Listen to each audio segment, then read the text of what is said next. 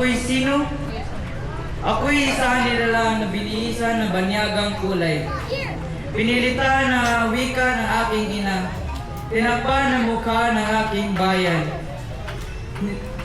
Matagal akong nabuhay sa kasaysayang hindi akin. Sumasamba sa kulturang ipinilit. Nililimot ang sariling ugat. May tinig ang katutubong wika na minsan ay aking dugot.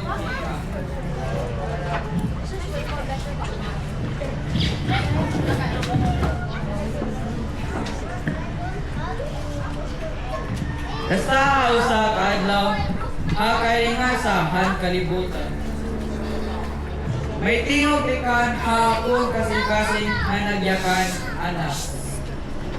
At doon ko naalala, ako ay may tatlong ina. Inang ina, inang wika, at inang bayan.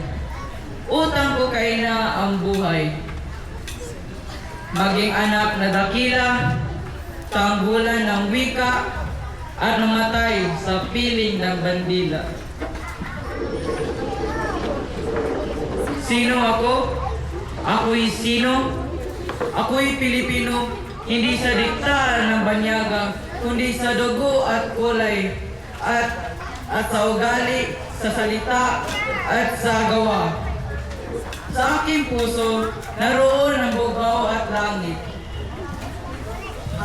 Sa araw ng silangan, ang bundok at dagat, ang awit ng batis at hangin, lahat ay tinig ng aking pinagmulan.